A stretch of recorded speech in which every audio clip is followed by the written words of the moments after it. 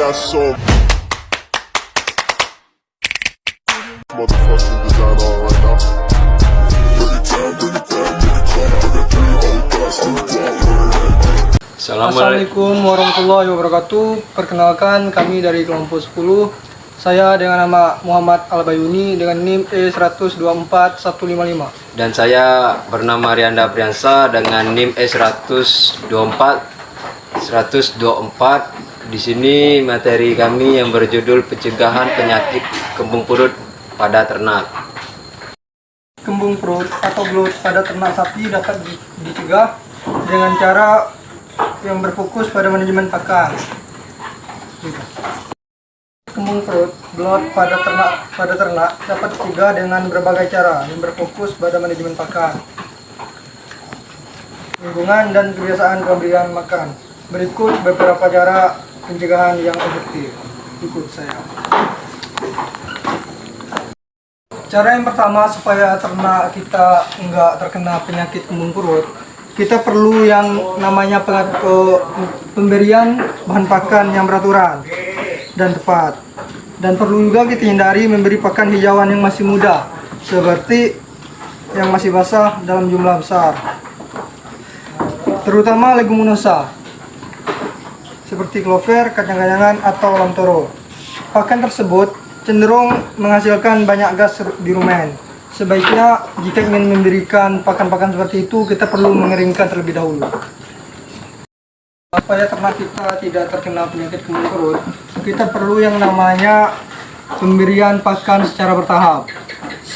Bila ternak kita belum terbiasa dengan jenis makanan baru, misalnya fermentasi, hijauan, konsentrat, atau silase, perkenalan secara bertahap agar mikroba rumen bisa beradaptasi. Yang ketiga, kita perlu yang namanya pemberian pakan serat kasar yang cukup. Pastikan pakan yang mengandung serat kasar seperti jerami atau rumput kering untuk merangsang aktivitas mengunyah ternak. Ruminasi yang membantu mengeluarkan gas dari rumen. Kita perlu yang namanya pemberian pakan tambahan seperti anti kembung, tambahan antifomin agen atau obat anti kembung alami seperti minyak kelapa, minyak jahe, atau campuran rempah tradisional. Ada juga suplemen komersial anti kembung yang bisa dicampur dalam pakan. Kita perlu yang namanya pengelolaan waktu pemberian pakan. Jangan memberi pakan hijauan terlalu banyak saat sapi dalam kondisi lapar berat. Beri sedikit pakan kasar dahulu, lalu disusul dengan pakan hijauan atau fermentasi. Yang keenam, pemberian air bersih secara cukup. Pastikan ketersediaan air minum bersih dan cukup sepanjang hari untuk membantu pencernaan dan metabolisme yang lancar. Yang ketujuh, rotasi padang pengembalaan. Jika sapi digembalakan di padang rumput, rotasi area pengembalaan untuk menghindari konsumsi berlebihan leguminosa yang menyebabkan gas. Dan yang ke-8, monitoring dan pemeriksaan rutin. Amati perilaku makan dan kondisi fisik sapi secara rutin. Bila ada tanda-tanda awal kembung, perut kiri membesar, sapi gelisah, sering melihat ke perut, segera lakukan tindakan pencegahan. Penyakit kembung perut atau bloat pada ternak khususnya sapi adalah kondisi abnormal yang ditandai dengan penumpukan gas secara berlebihan di dalam rumen perut pertama sapi sehingga menyebabkan perut bagian kiri membesar dan menekan organ-organ tubuh lainnya.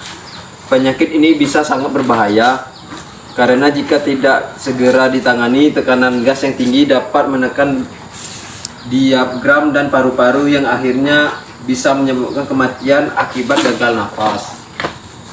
Jenis-jenis kembung proti bloat yang disebabkan oleh konsumsi pakan yang mengandung banyak protein dan sponin seperti leguminosa, kacang-kacangan, klover, atau lamtoro. Gas yang berbentuk terperangkap dalam bentuk busa halus dan tidak bisa dikeluarkan secara alami oleh sapi. Yang kedua, kembung gas bebas, free gas bloat, terjadi ketika gas menumpuk karena sapi tidak bisa bersendawa. Bisa disebabkan oleh sumbatan di esofagus, misalnya tersedak atau gangguan saraf pengatur gerakan. Gejala klinis, pembasaran perut bagian kiri sapi tampak gelisah, sering menendang perut atau melihat ke sisi tubuhnya, napas cepat dan pendek, air liur berlebihan, hilang nafsu makan, dalam kondisi parah, ambruk, dan mati mendadak. Baiklah, sekian dari presentasi kelompok kami. Jika ada kesalahan, mohon maaf sebesar-besarnya. Kami akhiri dengan mengucapkan wassalamualaikum Assalamualaikum warahmatullahi wabarakatuh.